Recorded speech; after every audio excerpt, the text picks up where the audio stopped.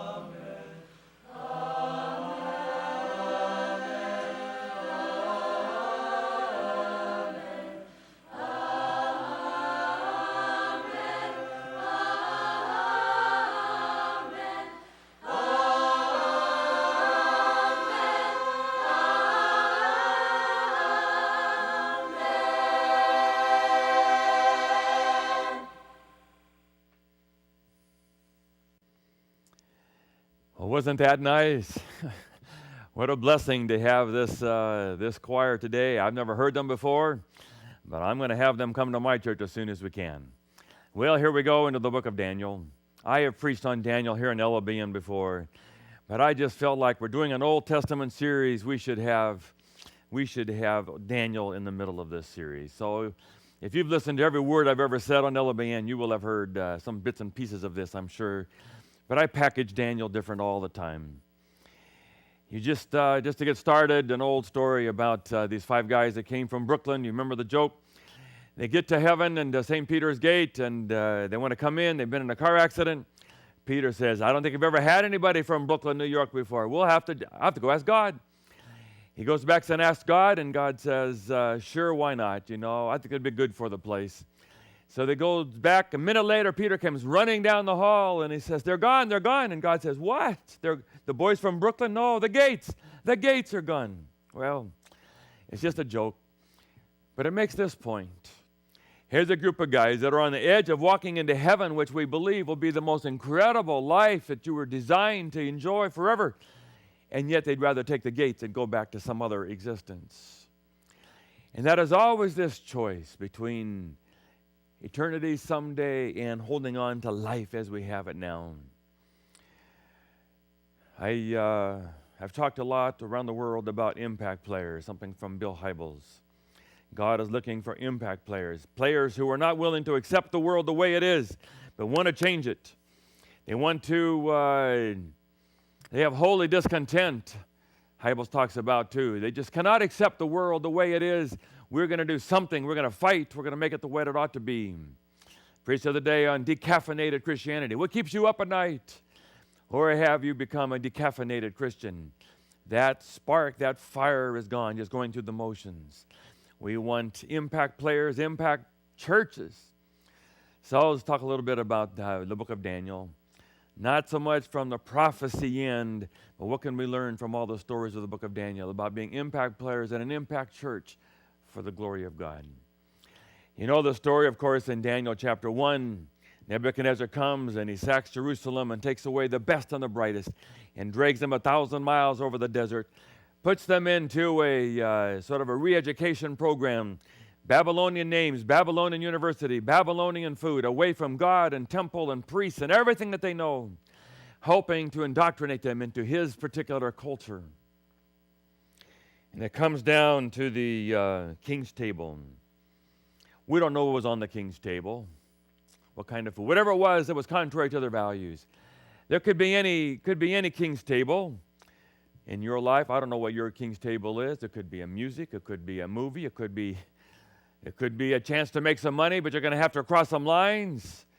It could be anything that tempts you away from the Bible. There are hundreds of king's tables Babylon puts in front of you all the time. And you have a choice. Which value system do you want to live by? And Daniel asked for a test in Daniel 1, verses 12 and 13. Test your servants for 10 days. Then compare us with the young men who eat the king's food, and treat your servants according to what you see.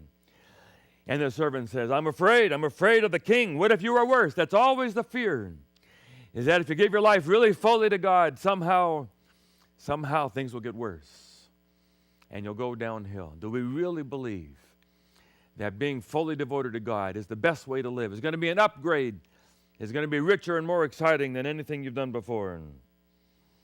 Satan's been telling that lie about God for thousands of years. Don't get too close to God. He'll take you so many rules, so many regulations that the party will be over and it will get worse. That's what the king's afraid of. Where do we get that picture of God?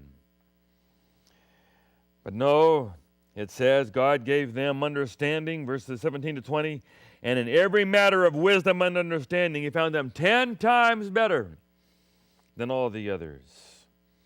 And to me, this has a lot to do with whether we are going to be an impact church or not. Do we believe in the core of our DNA? Do you believe, wherever you are today, that God and religion and church and the beliefs that you have been given are really going to make you 10 times better than all the alternatives? It's always multiplication in the Bible. You have the 5 talents become 10, the 2 talents become 4, and here we have the one person become 10 times better than everyone else. And another parable of Jesus told in Matthew 13, it's in all the Gospels, the 3 of them anyway, you can be 30-fold, 60-fold, 100-fold. You can be 100 times better. And Jesus said in Matthew 19:29, whatever you give up for Jesus, I will make it up to you 100 times, plus eternity to come. I was speaking at a place, and a young girl had just graduated from college. Parents asked me to see her. She had been a shining star, been in charge of missions and evangelism and all kinds of ministries on campus. Girl I've known since she was a little girl. And now somehow she had just gone a whole new path and had left church and, in our tradition, Sabbath, and just living a godly, moral life, and was with guys and drinking beer and just had changed her life. Still fun to talk to, still a darling, beautiful girl, but had completely changed a set of values. And I said, what happened when I met with her? And she said, I'd always been told that the life of Jesus was the best life. And then I met people who had nothing to do with Jesus, and they were better than the ones I knew who were with Jesus. And it just shattered all of her conceptions and perceptions about church and religion. I don't know how she's doing today. I think she's still a wonderful person in many ways. But I came back on fire. That somehow we have to show the world that being a godly, righteous person is 10 times better, 30 times, 60 times, 100 times better. We have to be the most alive, the most awake, and the most exciting, the most on top. Jesus said in John 10:10, I came to give you life and life more abundantly. I've used a little parable for years about Tiger Woods calling me up. And he says, I've heard you on the radio. I've come to Christ. You've helped me so much.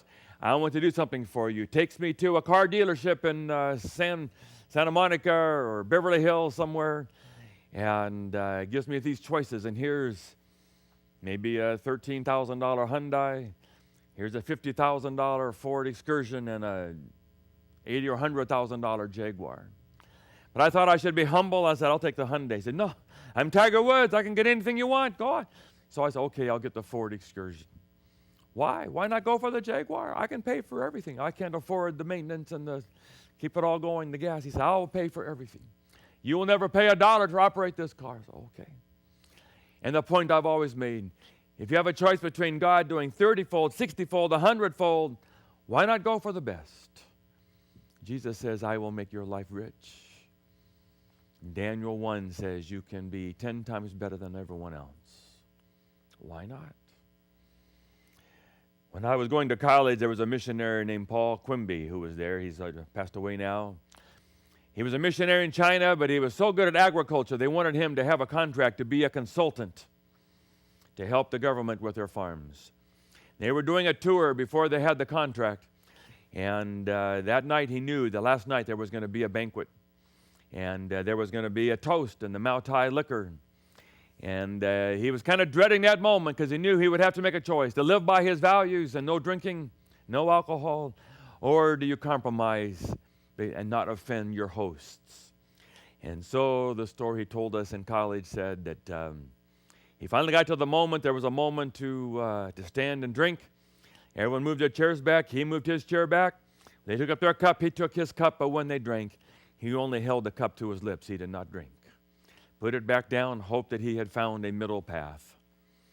The next morning, they came running up to him at the train, and they said, we were watching you. We know you're not supposed to drink. If you drink, we know we cannot trust you. You do not live up to your own beliefs and values.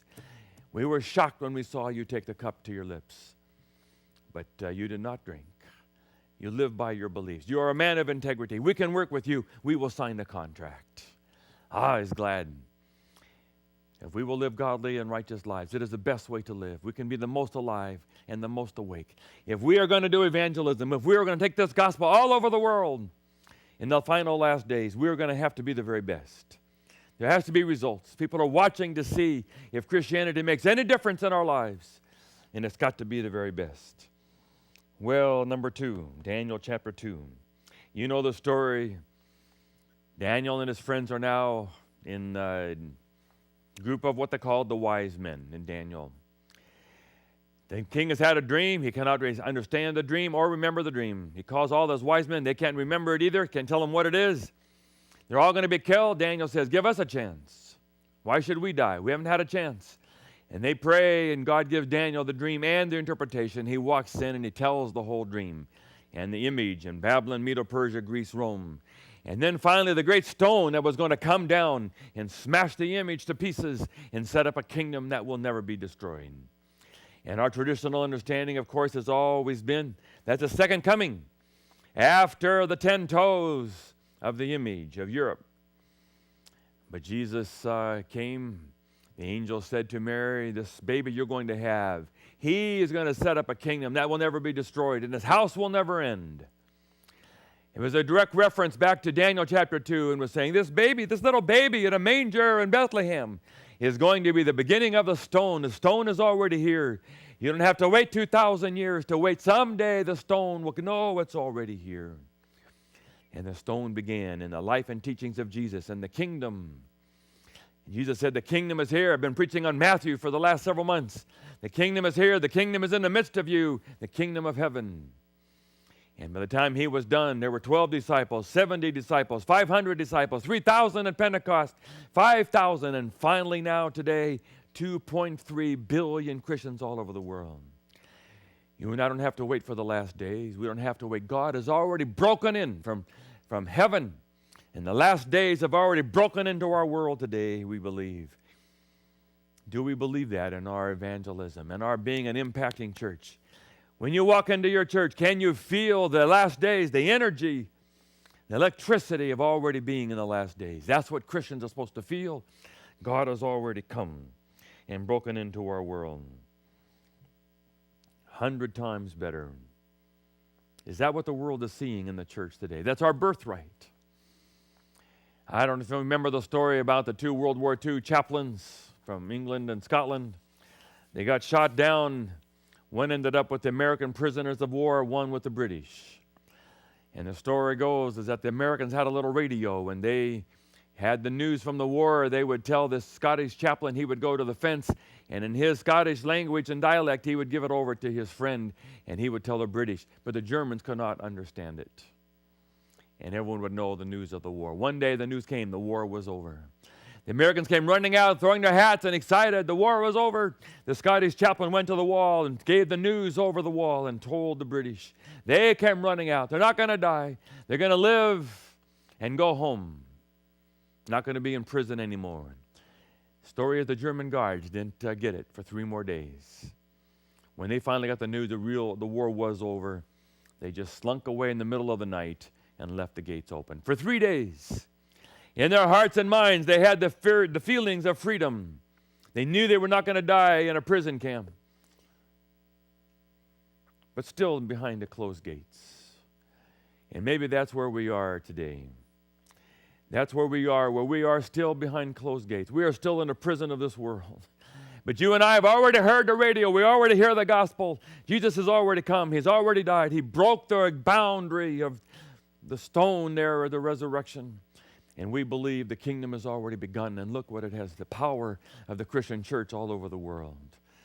And that has to be part of our evangelism, to be impact players. We know who we are, that God's reality in an unseen way is already a dynamic that is prevailing all over the world. And Jesus says, I will build my church, and the gates of hell will not prevail against it. So that has to be part of what we believe. Some people think that it's hard for the gospel to go all over the world.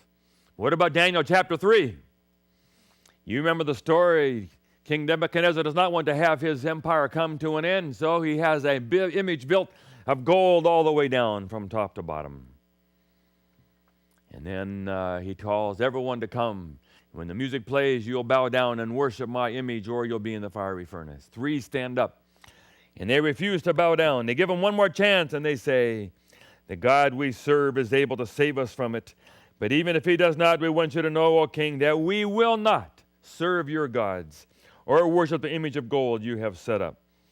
And he sends out a decree that goes all over the world at that time that God is the true God. People think that it's hard for the gospel to go all over the world. We just believe we need some Shadrach, Meshach, and Abednego's. Someday there will be a test. I don't know when the test will come. Someday there will be another law that will affect your freedom to worship the way you believe you ought to worship according to the Bible. And there will be consequences. And when some of us are Shadrach, Meshach, and Abednego and refuse to bow down, and we're standing up when everyone else is bowing, the story will go all over the world. You know the power of the media today.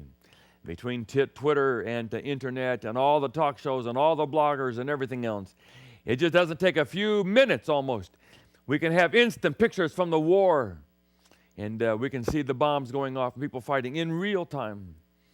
That's the power of our global village today. And so it does not take long. And we believe somewhere some Daniels and Shadrachs and Meshachs are going to stand up, and the story will go all over the world. I was in a seminary a long time ago, and my brothers sent me tickets to go to the Chicago Bulls Portland Trailblazer basketball game. Story I've told many times. And we were from Portland at the time. Later on, I was from Chicago. But then I was for Portland. They were the world champions, Bill Walton years. And there were two of us there watching. And whenever Portland would score, we would stand and cheer. Whenever Chicago would score, 20,000 would stand and cheer. Got to the end of the game. Chicago stole the ball, went down and dunked it, ahead by 1, 4 seconds to go. Portland called timeout. 20,000 are cheering. Portland came back in, sunk a long shot as the buzzer went off. Portland won by 1, and two of us are standing and cheering all over the stadium. 20,000 stark silence. It's a great moment. It may look somehow as if it's hopeless, that the gospel's not going to go all over the world. We can't even keep up with the birth rate, some people think. Yes, we can. There's going to be a latter rain, and the Holy Spirit's going to be poured out. 144,000, Moses and Elijah, all these symbols in Revelation. There is going to be the prevailing church, and the gates of hell will not prevail against it. And the truth about God will go all over the world. We just need some Shadrach and Meshach and Abednego who will stand up. That God is worth it. We will stand up for him. It's what we call the tipping point. There's a great book called Tipping Point by Malcolm Gladwell. That there's certain fads that go on in the world. It just begins a few people, but it begins to catch fire.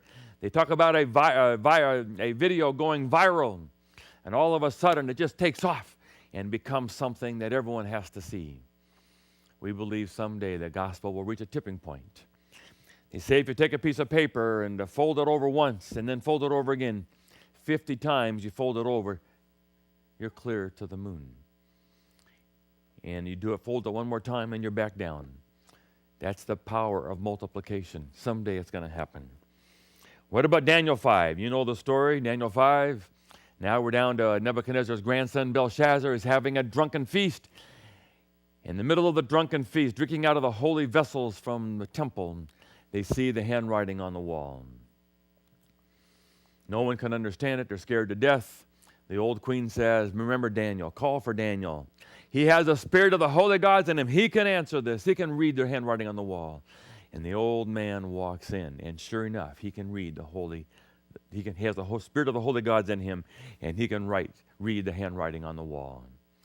And I believe Daniel is a symbol in the last days when we are going to have 144,000, or the great multitude. We're going to have the people from the upper room, like they did on the power of Pentecost, the latter rain. Joel 2 says we will have dreams and visions, and the Holy Spirit will be poured out, and the gospel will go all over the world. There will be people who are the most alive and the most awake, and they have the answers, and they know the Bible, and they can read what is going on in the world and interpret it. And someone will say, call for them. Call for the Christian. Call for the Adventist. And we will be the 144,000, the Moses and Elijah, the final witness about God. And we are the best and the brightest. And people will say, boy, they've got something I have to have. Are you one of those?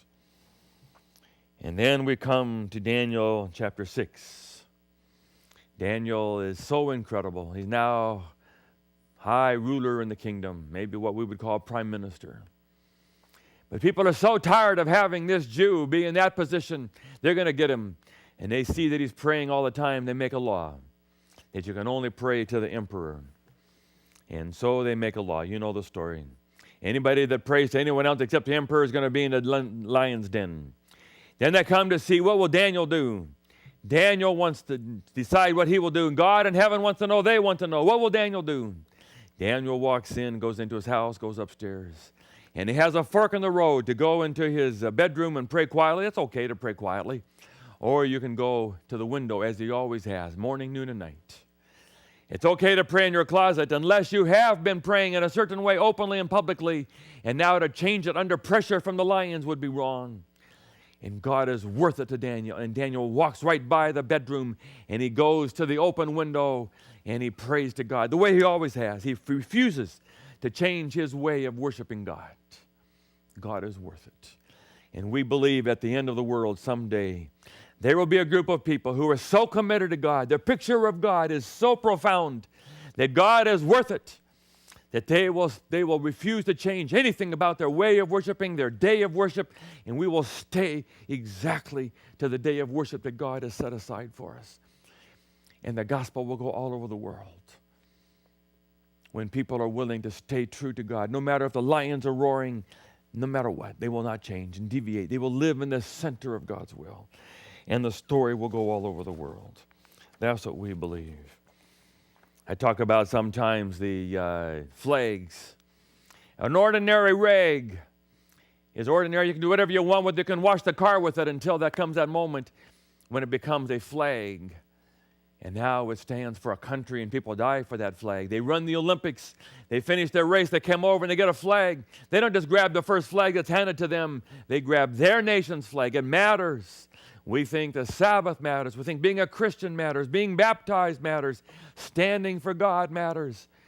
And when a group of people decide that God is worth standing for God, have His name on their foreheads, Revelation 14 says, the word will go all over the world. Well, before we're done, Daniel chapter 7, we have the 4 beasts, Babylon, Medo, Persia, Greece, Rome again, and 10 horns. One little horn that knocks them out, and then it says there will be a judgment. I grew up scared to death of that judgment, that my name would come up and I would not be ready. And many of us have grown up with that kind of judgment, scared to death. But the book of Daniel is the opposite. The book of Daniel is for people who are not afraid. Daniel is not afraid to have a test where they will eat differently from the rest of the world and they come out 10 times better. He's not afraid to come into the king and interpret the dream for him. Three of them are not afraid to stand up when everyone else is bowing down to the great image. Daniel's not afraid to come in and read the handwriting on the wall. He's not afraid of the lion's den. How can we have a doctrine in Daniel 7 that creates fear when everyone else, all the other stories, are a Daniel who is not afraid? And we cannot be afraid of the judgment. The judgment is not bad news for Christians. It is good news. Daniel 7:22 says the judgment is given in favor of the saints.